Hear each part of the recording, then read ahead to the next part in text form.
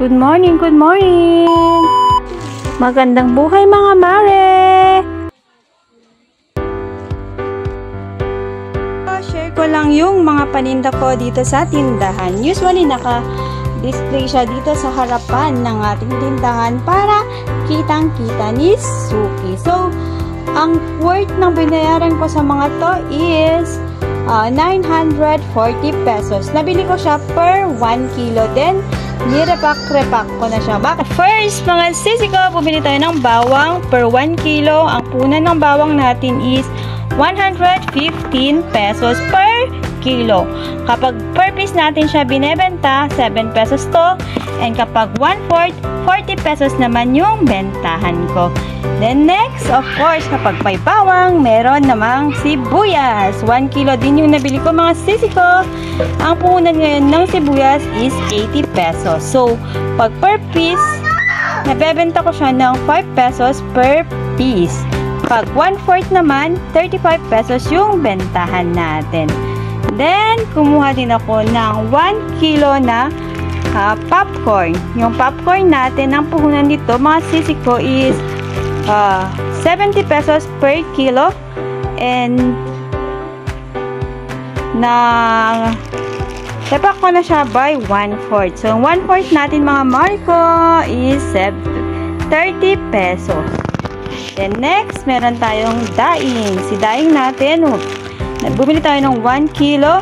Ang puhunan ng daing, mga sisi ko, mga mare, is 170 pesos. Narepack ko na siya by 1/8. So, ang bentahan natin ng ganitong daing is 35 pesos. So, ayan. Then next, another tuyo, yung flying fish. 1 kilo din yung nabili natin. And, narepack na rin natin by 1/8. So, ang 1/8 natin is 30 pesos. Mabenta ito sa umaga. Kaya naman, maganda talaga na may mga ganito tayong paninda kasi nga pang-akit ng mga summer.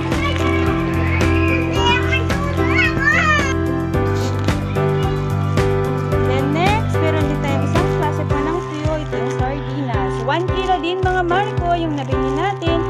And ang puhunan nito is 170. And narepack na rin natin siya by 1/8. And ang bentahan natin ng ganito is 30 pesos. So, diba? Sarap siyang i-partner sa kape at itlog sa umaga.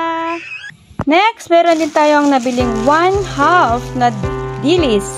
Si dilis mga sisi ko, medyo pricey siya kasi yung 1/2 is 250 pesos. So, narepack ko na siya. And ang bentahan natin ng ganito is 20 pesos per balot. So, ayan.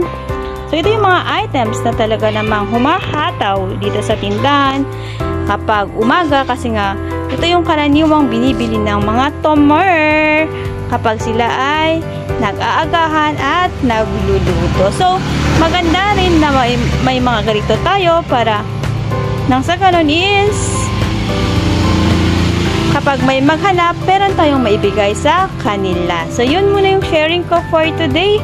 And sa mga hipang ganito sa kanilang tindahan, try nyo din na magbenta kasi nga pang-akit na rin sa mga tomer and dagdag kita rin yung tubo natin sa mga to. So, yun muna for today and have a blessed day!